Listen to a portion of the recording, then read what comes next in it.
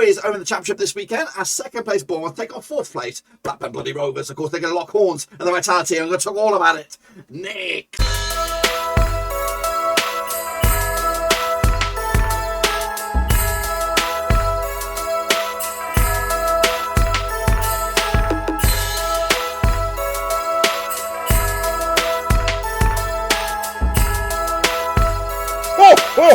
That's right, folks. Back once again with another match. People looking forward to Blackburn Rovers' latest match up against Bournemouth down at the Vitality, and we'll get to that in just 1 second. If you're new, where you been? Smash your subscribe to get your bang of all things Blackburn Rovers related, Championship related, world football related. We got it all here, boys. Under one rooski, of course. Yes, a win here for Blackburn Rovers could actually close them to getting closer to those automatic spots. Dare we bloody dream, guys? Dare we bloody dream, of course. But of course, the main thing on our agenda is, of course, staying in that top 6 race. So we'll talk all about that and more in a big second. Of course, big shout out to my VIPs. They are the Patreon section 11, of course, behind the scenes. But anyway, we're going to jump in the deep end and, of course, look forward to this game. Big game, of course. A game I'm a little bit nervous about, but ultimately I think we're coming into this game with a free hit. Win this one, fantastic stuff. We can actually start to maybe dream a little bit about this season. But I do anticipate it's not going to be one of those games that we are favoured. We're anticipated to probably lose this one. All the pundits are going to be against us. The world is going to be against us, but we are riding on the crest of a wave with a bit of form at the moment. So anyway, let's talk about Bournemouth then, shall we? Of course, they do play their football at Vitality, aka Dean Court, which holds on about 11,364 according to my reckoning. Their manager, Scotty Parker, these days doing an absolutely fantastic job for them. Stevie Cook is their capitano. Their nearest match, of course, for the away day fans is Reading, and the most distance after travel will be up against Hull City. Last season they finished 6th in the Championship. This season, my prediction was actually 6th at the start of the season. 10-1 was the odds for them to get promoted. I actually had West Brom, Fulham, Sheffield United in and amongst that top 3, and Bournemouth. I did make that call under the previous regime, pre-Scotty Parker. Or did I? I can't really remember. But anyway, Bournemouth are flying high. They're doing very, very well. And, of course, they currently find themselves in the top 2.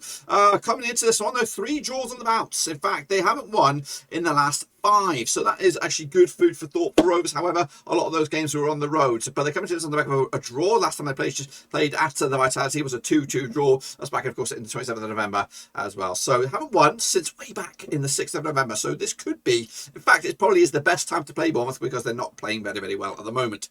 But don't let that fool you because they've got goals in them. Dominic Solanke's up there alongside Big Bad Bob Brereton Diaz in that race for the second spot, you would think, for the Golden Boot. Billings got himself 8 goals. So that's, of course, a good contribution as well. Anthony's got 6 and Brooks has 3 as well.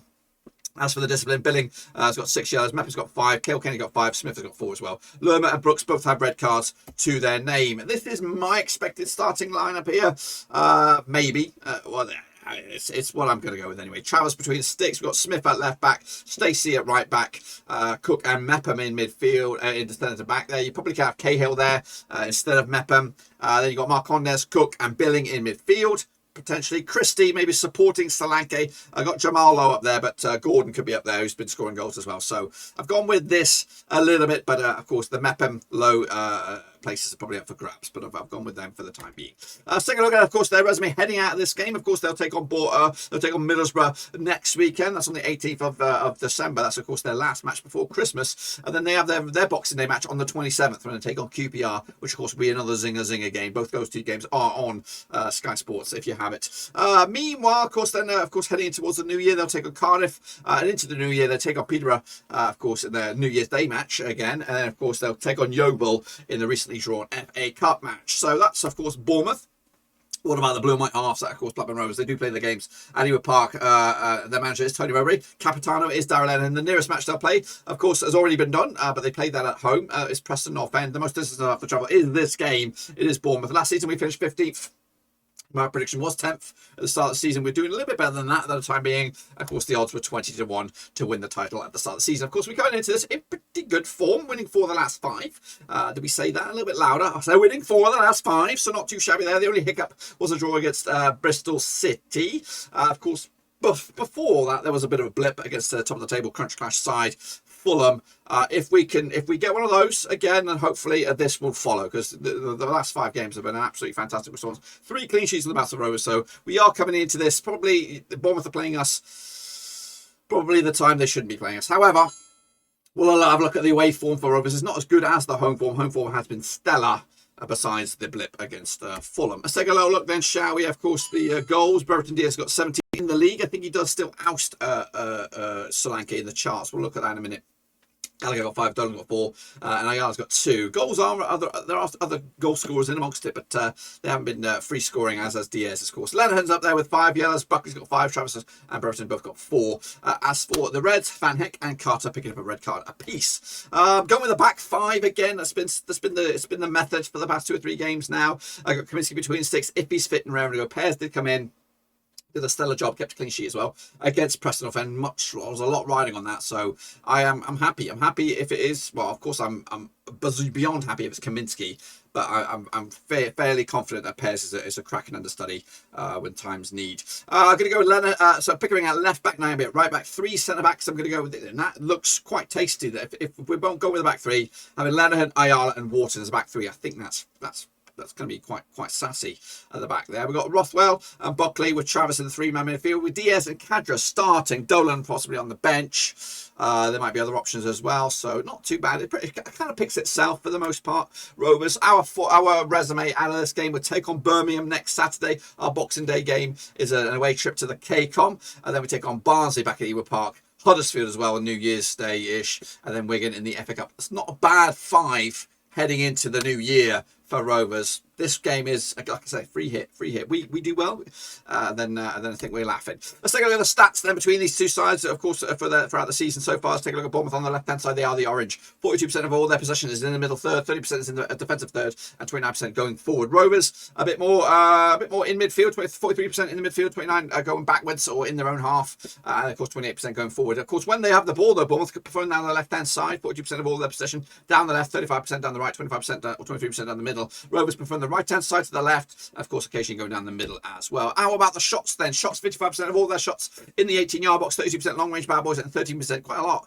in that 6-yard area. As for Rovers, we prefer the 18-yard box as well, 58% of all of our shots there, 34% long-range bad boys, and just 8% in that Bradley Dack zone, which, of course, hopefully will get filled very, very soon. Of course, the shot direction, though, for Bournemouth coming at you, 64% down the middle, 70% down the left, 90% down the right. Rovers preferring the left to the right, and, of course, 65% down the middle for the shots. Let's take a look at the form then, shall we? Of course, Bournemouth are on the left-hand side, Rovers are on the right. As you can see, the last 3, if we look at it, not 2, it's okay for Bournemouth, not brilliant, just 1-1 loss, 1 draw 1. However, the grand scheme of things does look pretty good, just 1 defeat past 6 for them. So at home, they look pretty savvy. As for Rovers, their away form, quite, further back in the month of September, October wasn't great. 3 defeats in the bounce, but of course, bounce back unbeaten the last 3 games, picking up 2 wins and a draw to boot. Let's take a look at the grand old scheme of things. Now, I played each other 8 times in 2004, 5 wins for Bournemouth, 2 wins for Rovers, and 1 draw. They come into this just 1 win in 6 for them. As for Rovers, just 1 defeat in 6 as well for them. Our biggest win over them was a 3-1 win. The biggest win for them over us was a 2-0 win. They've actually scored 19 goals against us over the years. We've scored 16, picking around about 2.38 goals a game ratio compared to our 2. Let's take a look at some of those then, shall we? Of course, the last 6 here, both home and away. 4 wins for Bournemouth, 1 win for Rovers, and 1 draw. Of course, last time around at Bournemouth was a 3-2 win. That'd be an entertaining thriller there, wouldn't it, if we can have that? But Bournemouth have actually won 3 on the bounce against us. The last time we picked up anything at Bournemouth was back in February 2015. It was a 0-0 draw. I'll take that all day long, guys, if we would nick that, of course. Let's take a look at the last 4 then at the Vitality. We've lost the last 2. Picked up a couple of results against them way back in the early the early teens of the year 2000. Let's take a look at some more numbers then, shall we? Of course, Bournemouth coming into this scoring 37 goals so far this season. We've scored 35. They've scored 33 open play, 5 set pieces, 2 penalties though for them this season. As for Rovers, we've scored 23 through open play, 5 set pieces, 4 counter attacks, and 3 penalties. They have a conversion rate of 15%. We have a conversion rate of 16%, picking up around about 10.1 shots per game for us, 11.2 for them. As for goals conceded, of course, we have got that heavy defeat on our hands. 27 goals conceded by Rovers, 23 open play, 5 set pieces, 1 counter attack, and 1 OG. As for the other side, there 17 goals conceded by Bournemouth, 9 open play, 5 set pieces, 2 penalties. They've given away 2 penalties. Maybe they can give away a third, and 1 OG. 9.2 shots per game for them. That's received. 11.7 shots received by us, with a conversion rate of 11 for us, 8% for them as well. Let's take a look at some more numbers then, shall we? Of course, they played each other. Both sides played 21 times this season, averaging around about 2 goals apiece. 11 shots for them, 10 shots for us. Similar amount of yellow cards. They do average more corners than we do, more fouls as well. We are better in the air. They're better on the ground. 80% success rate with the passing. and of course 55% success rate.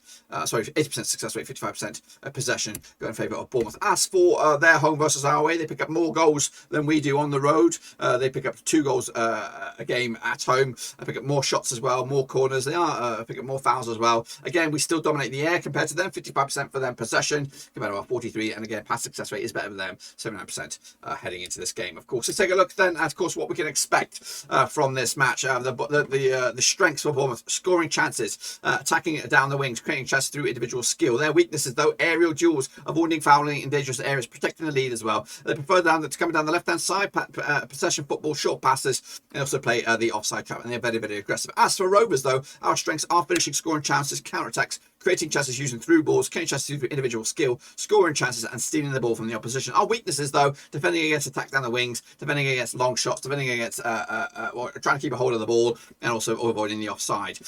We do like to take a lot of shots, long balls as well, and attack down the right hand side. We are very aggressive. We do have a consistent first 11, and we do like to play in our own half. The forecast says Blackburn will stray offside often. There'll be a high number of cards, but Bournemouth will dominate possession, and Bournemouth will score from a wing play situation. So we've got to keep an eye on that.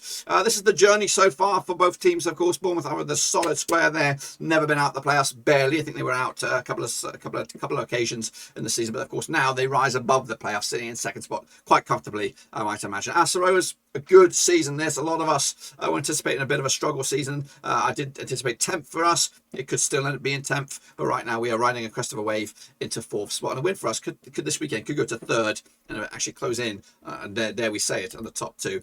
Let's take a look at the form sides, the form teams heading into this one. Rovers sit 3rd at the moment. Form team, as for Bournemouth, they're down in 18th, which is quite dizzy when you look at this heading into it. So we are coming at them at the best possible occasion. They're down on their luck. We're up on our luck. And of course, up alongside Hull as well. Look at them, are flying high. We're all level on 13 points. We are the form team heading into this one. In fact, we probably are the form team. We've won 3 in the bounce. As have Sheffield United as well. They're up there as well, doing a-okay. So we are up there. As for the home form, Bournemouth are up there though, still good, doing absolutely bits. Just one defeat the past 6 games for them, picking up 13 points for their last 6. They're second behind Fulham and West Brom. As for the away form, Rovers are in 10th. Unbeaten the last 3 on the road as well. So who to call it? Who to call it? Tough to call again. It does look like a massive challenge up ahead of us up against Bournemouth. They are a decent team, and they're going to be there or thereabouts. Got goals in it, got creativity all over the place, playing at the home turf. You know, they need a result as well. Let's take a look at some of the old grand scheme of things for the Championship across the board then. The best possession-based side is Swansea. At the moment, 62% of all possession on average per game. Bournemouth are up there in 5th. As for the most aggressive, Rovers sit in 3rd, 46 yellows, 2 reds. Stoke are up there with 49 and 3 reds as well. Bournemouth are also up there with 45 yellows and 2 reds. As for the aerial duels, Stoke lead the charge there, 57.5% of all aerial duels won by Stoke. Cardiff, Millwall, Luton and West Brom make up the power 5. As for the shots per game, Fulham lead the charge on that one, 60.8 shots per game. Down the bottom there, West Brom, QPR, Coventry and Sheffield United make up the rest of the gang there. Pass accuracy, Swansea are your governors there, 85.7% there. Fulham are in 2nd. Sheffield United, and of course, QPR and Reading make up the power 5. As for what's going on elsewhere this weekend, yeah, soak it up. Huddersfield up against Coventry. Coventry need to keep their top 5, top 6 hopes alive. As for Swansea, it's the Cooper Derby here. Swansea up against Nottingham Forest. Who's going to have the upper hand on that one? Preston with a new manager, Ryan Lowe, takes on Barnsley in a very, very winnable game for them to get off to a flyer. Birmingham take on Cardiff.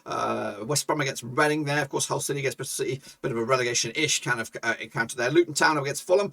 Of course, bit of a Greater London affair there. Peterborough up against Millwall as well. Derby County against Blackpool. Stoke City against Middlesbrough. Of course, on Monday with Sheffield United against QPR, but the game of the day will be at Bournemouth and the Vitality at Dean Court. It will be Bournemouth up against Blackburn Rovers, and we will have a watch along, of course, for that game. Before we wrap this baby up, I know you're looking at this. We'll tell you all about this little sexy bit of kit right here, right now. It is Big Bad Bob Brereton Diaz, but I'll show you how you can get hold of one of these right here, right now. Before we get going, of course, I want to showcase this amazing hoodie jumper here. Of course, it is of Big Bad Boy Brereton Diaz of Blackburn Rovers and La Roca fame. Of course, he is ripping up in the Championship these days, and of course, he could actually kick on to either the Premier League or maybe even La Liga next season. Now, of course, we do have these shirts that are available. They do support the channel, and of course, they also support local artist Ben Hayward, who did design this amazing bit of artwork. So if you want to get involved and help the channel in another way, and of course, support a local artist, this is a great place to start. There will be a link to this hoodie in the EFL description down below. You can get it in, of course, Blackburn Rovers white or blue. And I'm also in, of course, Viva La Roca red here. I have actually sold a couple of these bad boys, so a big shout out to the guys that did purchase this. And again, if you think this is a bit too much for yourself or for your other half or for a member of your family, you could also explore a big bad boy Roberto Diaz mug. It is out there as well for a little bit less money there, but of course it also supports the channel in another way. So please make sure you check it all out. It does wonders for the channel, and of course it gets the Diaz face out there. It also gets my little face out there. But anyway, let's kick it on with, of course, the next round of picture predictions. Meanwhile, of course, let's take a look at the situation out in the table then. Of course, Rovers are in 4th, Bournemouth are in 2nd. There is a, 7 points between these two sides. A win for us today, or this weekend, could close that gap to 4 points. Dare we dream, dare we bloody dream. And of course, a win for us could actually put us into 3rd in the table. Dare we dream, dare we dream. Of course, however, if things go bad, and they could go bad, we could actually tumble out of the playoffs and end up in 7th, depending on what goes on elsewhere. So, yeah. But fortunately for Rovers, on the flip side, we do have some much more realistic games, I think, up ahead. But this one is going to be a challenge. Let's take a look at the goal scorers then, shall we? As you can see, like I said, Mitrovic leads his charge, 21 goals so far this season. Diaz has 1 more than Solanke. But there's a massive gap between Solanke and Pirro of Swansea. Galliokas has dried up a little bit. Adebayo still chipping in. Grant has also got some goals. Swift, Graben and Jakobsen for Preston. As for the most assists, Swifty boy leads the charge there alongside Gillis from Cardiff. Thomas, Wilson and City make up the bits down there. Those are the numbers. What about my prediction then, shall we? I'm going to go with a bold prediction here. It's that vitality. It's at Bournemouth. They are, of course, kicking ass to take a name, sitting 2nd at the table. Well, what about me? I'm going to go with a bold 1-1 draw. I'll take a point right here, right now, if you offered it to me. Of course, we are the form team, and we've got to big ourselves up. We're coming here, down here, long road trip, the longest away day. It could be an absolute piss up on the way go back if they come away with 1 or more points here. So we're playing them at the wrong time. They're playing us at an hour right time. We're on form. They're on the down on the luck. But of course, they do come into this at 2nd at the table. So ultimately, hopefully they cancel each other out and we get at least a point out of this game. But anyway, that, my friends, is what I've got for you. Be sure to give me some loving on the old Twitter, Twitch, Facebook, and all that kind of stuff. And make sure you smash your thumbs up on this one. Smash your subscribe if you're new. And of course, check out the link for the big back ball, Sexy Diaz on this one. Of course, all that is in the description. But until then, guys, I'll be back for the watch along. That's Saturday. Come join me. It could be an absolute thriller. It could be a shitter, but I'll be there regardless. Until then, guys, smash your thumbs up, smash your subscribe. I'll see you soon for the next one. Until then, we are done.